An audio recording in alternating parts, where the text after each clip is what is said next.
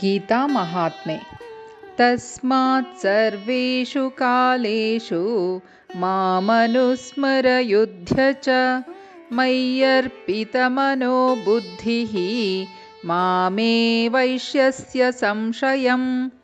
ಹೇ ಅರ್ಜುನನೇ, ನೀನು ಎಲ್ಲ ಕಾಲದಲ್ಲೂ ನಿರಂತರವಾಗಿ ನನ್ನ ಸ್ಮರಣೆ ಮಾಡು ಮತ್ತು ಯುದ್ಧವನ್ನೂ ಮಾಡು. ಈ ಪ್ರಕಾರ ನಿನ್ನೆಲ್ಲ ಬಯಕೆ ನಿರ್ಧಾರಗಳು ನನ್ನ ಕುರಿತಾದಾಗ ನೀನು ನಿಸ್ಸಂದೇಹವಾಗಿ ನನ್ನನ್ನೇ ಸೇರುವೆ ಎನ್ನುತ್ತಾನೆ ಭಗವಂತ. ಪ್ರತಿಯೊಂದು ಕ್ರಿಯೆ ಮಾಡುವಾಗ ಆ ಕ್ರಿಯೆ ಮಾಡಿಸುತ್ತಿರುವವನು ಭಗವಂತ ಎನ್ನುವ ಎಚ್ಚರವಿರಲಿ. ಯುದ್ಧ ಮಾಡುವಾಗ ಸಹ ಆ ಭಗವಂತ ನನ್ನೊಳಗಿದ್ದು ಈ ಕಾರ್ಯವನ್ನು ಮಾಡಿಸುತ್ತಿದ್ದಾನೆ, ಇದು ಅವನ ಸಂಕಲ್ಪ ಎನ್ನುವ ಭಾವನೆ ಯುದ್ಧವನ್ನು ದೇವರ ಪೂಜೆಯನ್ನಾಗಿ ಪರಿವರ್ತಿಸುತ್ತದೆ. ಕೃಷ್ಣ ಹೇಳುತ್ತಾನೆ, ಸದಾ ತದ್ಭಾವ ಭಾವಿತಃ ಎಂದು. ಅಂದರೆ ಇಲ್ಲಿ ಭಾವ ಎಂದರೆ ತನ್ಮಯತೆ. ಯಾವಾಗಲೂ ಭಗವಂತನಲ್ಲೇ ತನ್ಮಯವಾದ ಮನಸ್ಸಿನಿಂದ ನಿರಂತರ ಭಗವಂತನ ಸ್ಮರಣೆ ಮಾಡಬೇಕು. ಅಂತ್ಯಕಾಲದಲ್ಲಿ ಮಾಡುವ ಭಗವಂತನ ಚಿಂತನೆ ಮುಂದಿನ ಜನ್ಮದ ನಿರ್ಣಾಯಕ ಸಂಗತಿಯಾಗಿರುತ್ತದೆ.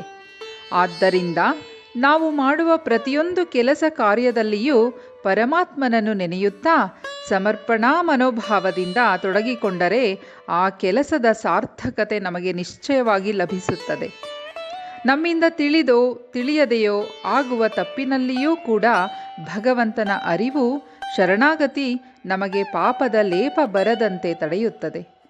ಭಗವಂತನ ಪೂಜಾರೂಪವಾಗಿ ಅಹಂಕಾರವಿಲ್ಲದೆ ಆತನನ್ನು ನೆನೆದು ನಿರ್ಲಿಪ್ತ ಭಾವದಿಂದ ಕರ್ತವ್ಯ ಮಾಡಬೇಕು. ಆಗ ಕ್ರಿಯೆಯಲ್ಲಿ ಇರತಕ್ಕ ಭಾವ ಧರ್ಮ ಅಧರ್ಮವನ್ನು ನಿರ್ಣಯ ಮಾಡುತ್ತದೆ. ಹಾಗಾಗಿ ನಾವು ನಿರಂತರ ಭಗವಂತನ ಚಿಂತನೆಯಲ್ಲಿ ತೊಡಗಿಸಿಕೊಳ್ಳುವಂತೆ ಮನಸ್ಸು ಮತ್ತು ಬುದ್ಧಿಯನ್ನು ತರಬೇತಿಗೊಳಿಸಬೇಕು. ನಾವು ಕಲಿಸಿದಂತೆ ಅವು ಕೆಲಸ ಮಾಡುತ್ತವೆ. ಹೀಗಾದಾಗ ಭಗವಂತನಲ್ಲಿ ನೆಲೆ ನಿಂತ ಮನಸ್ಸು ಅಂತ್ಯಕಾಲದಲ್ಲಿ ಕೂಡ ಭಗವಂತನನ್ನೇ ಕಾಣುತ್ತದೆ. ಆಗ ನಿಸ್ಸಂಶಯವಾಗಿ ನನ್ನನ್ನು ಸೇರುವೆ ಎನ್ನುತ್ತಾನೆ ಶ್ರೀಕೃಷ್ಣ.